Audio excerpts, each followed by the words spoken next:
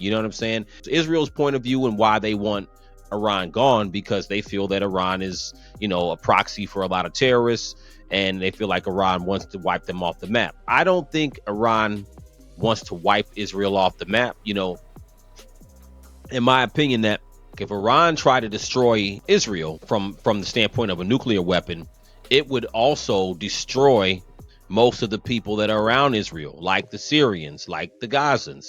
So I don't think it's likely that Iran wants to use a nuclear weapon on Israel. I don't really think that makes sense to me personally. I think it would just be too much collateral damage, and I don't really see that as something that they want to do.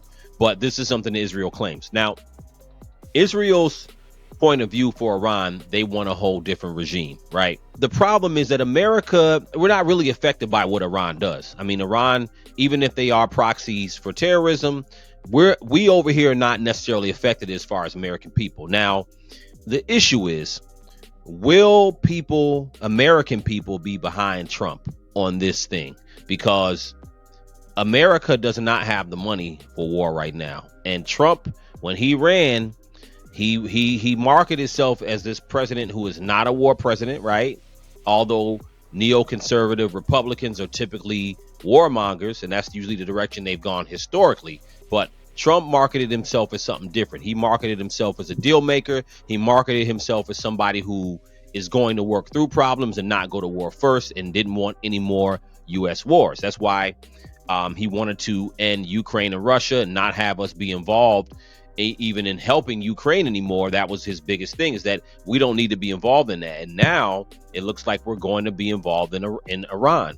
Now, as we showed earlier, the aftermath of that is that you're going to have many U.S. bases that are going to be facing attack, and everybody around the world who's American will be facing some type of repercussion going at Iran like this. So, let me play a little bit about the protests. I think some people are going to protest this, and I'll be honest with you, I think the American people, it's going to be a hard sell for American people to get involved in Iran deeply.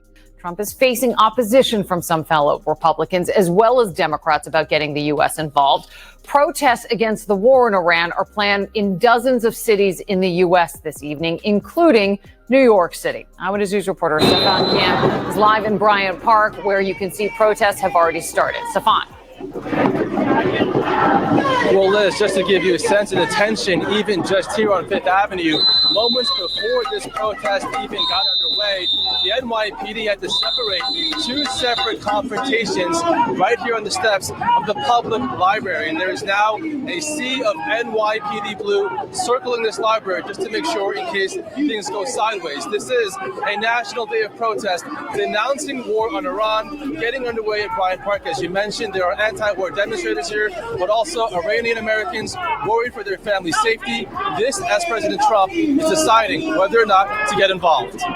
So how do the Iranian people feel about regime change? So what I've seen is that there are a lot of Iranians who want the supreme leader gone and want to have more of a secular Iran. And then there are people who are against it. Now, the Iranian people here obviously don't want war, and they're worried about the safety of, their people in Tehran and, surrounding areas of Iran. But what will it mean for Americans, right? And what will it mean for Donald Trump's presidency? Now, war is a big deal for a president, right? So if you go back to the last major war we had, essentially, that was the Iraq War. And what did it mean for President Bush? I mean, we were in it way longer than what we had planned and way longer than what everybody thought, right? It's so different now because we're not in a 9/11 state. Americans don't want war. I don't think Americans want to be involved in war, and Americans don't want to pay for it. Trump is going to have to sell for his image. If we get involved deeply in logistically and deeply into the war between Iran and Israel, he's going to have to convince the Americans, why is this important?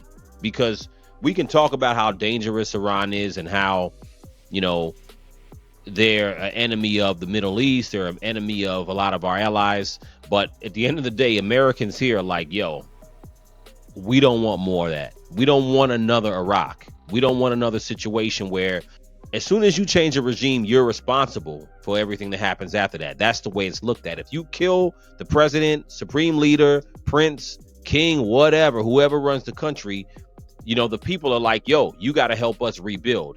The aftermath is they don't have a leader. And then you also have a problem with a vacuum that typically happens when you kill a leader of a country. You have a vacuum. So you typically have factions who have different points of view. So you may have clans, tribes, different people, different political parties, and sometimes it ends up in a lot of violence before you can stabilize things.